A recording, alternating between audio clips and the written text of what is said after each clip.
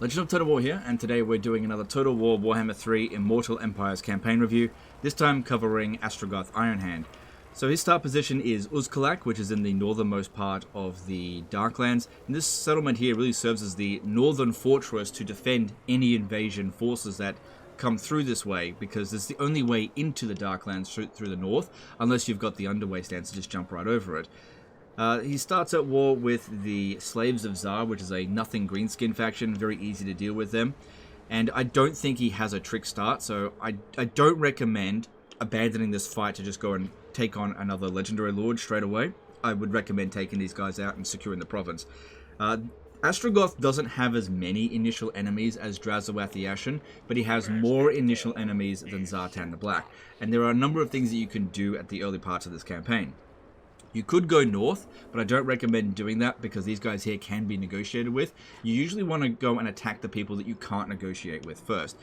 People like Azag the Slaughterer, and more specifically Grimgor Ironhide, which is the one that I would highly recommend going after.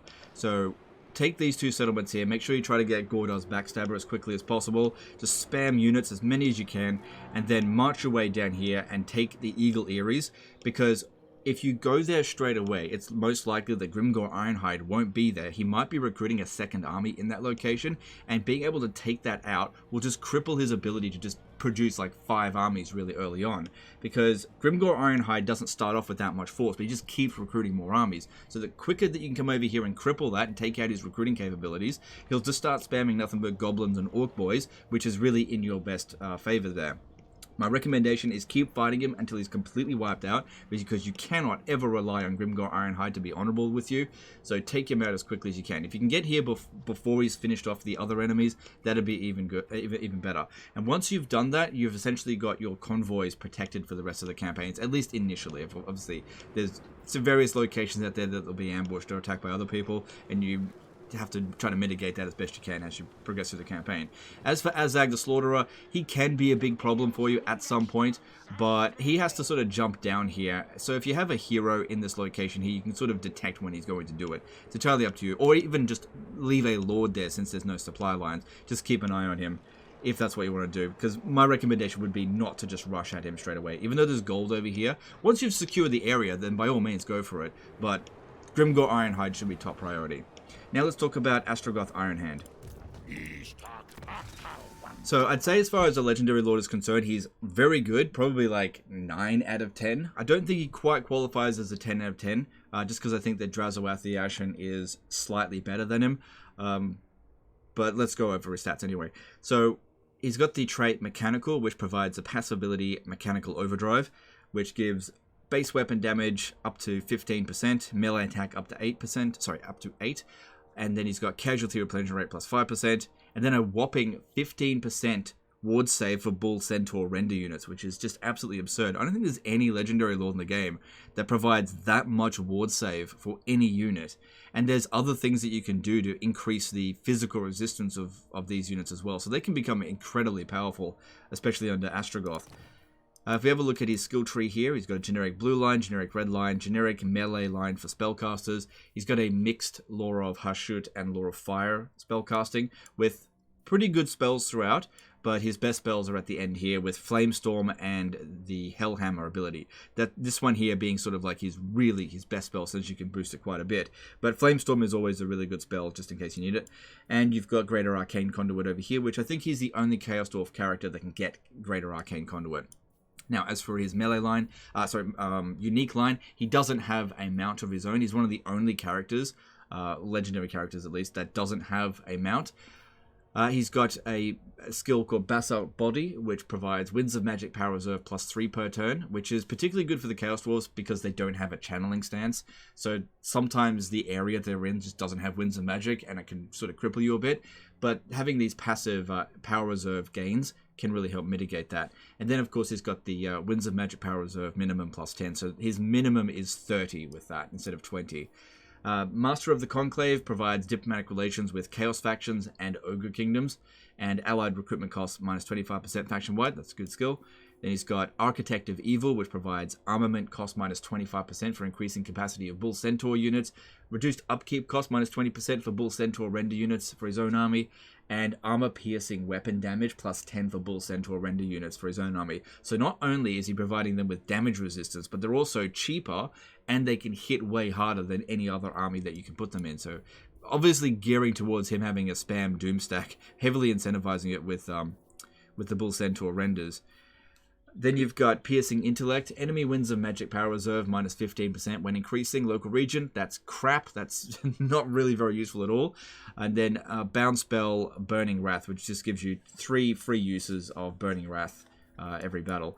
Then you've got Infernal Lord over here, which provides hero capacity plus 2 for all heroes, and hero and lord recruit rank plus 3 for all provinces. That's a very good skill there. And then Dark Sacrifice here. This is kind of his version of what Astragoth the Ashen has. So he's got a very similar skill, but except that one boosts the Flames of Asgore, and this one here, exactly the same, but for Hellhammer. Now, at minus 6 Winds of Magic cost for Hellhammer and minus 9 for upgraded, at the end of the campaign, when you've gotten all the other bonuses to reduced Winds of Magic cost, you could cast Hellhammer, non-overcasted, for 3 Winds of Magic, and overcasted for 5 Winds of Magic, which is just absolutely absurd, considering the Chaos Dwarves can get quite a huge amount of magic power reserve.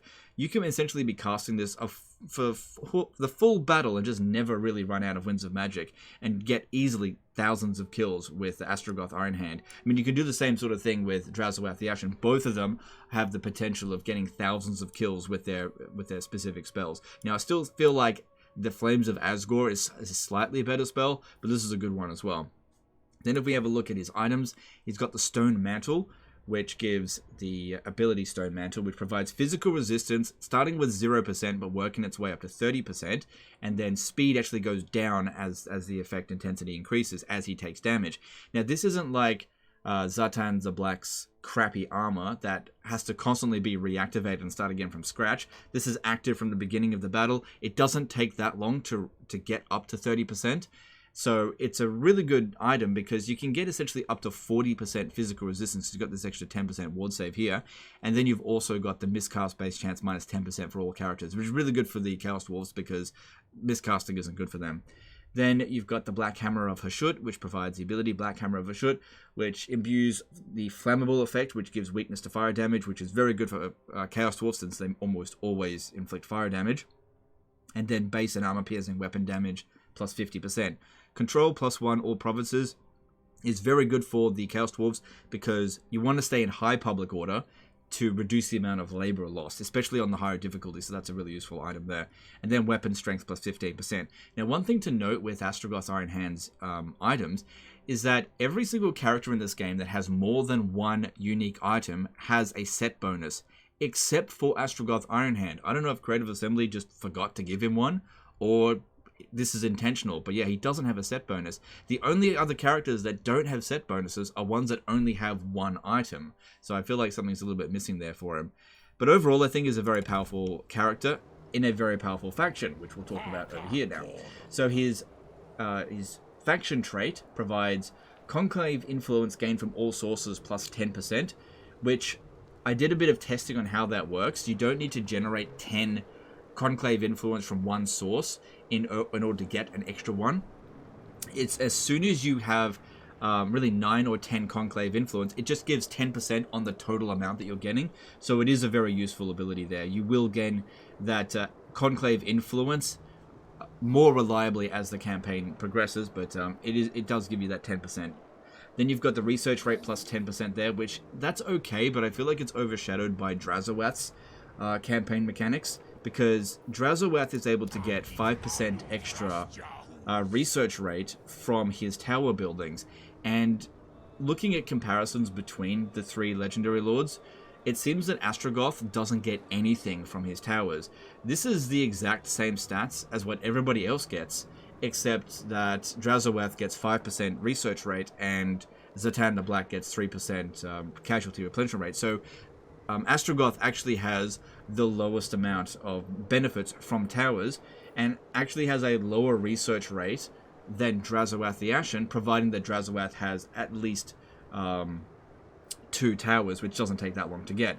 And then the control plus 2 all provinces, that's very useful as well. So playing as Astragoth, you're going to have a lower rate of of labor loss compared to the other factions. It's still a very powerful trait. I think it's the second best in terms of ranking the three different faction traits. I think that Drazoath the Ashen has the best one. Then I think that Astragoth is next, and then Zartan the Black comes third. But that's just my personal opinion. Of course, you're free to disagree with that if you don't agree.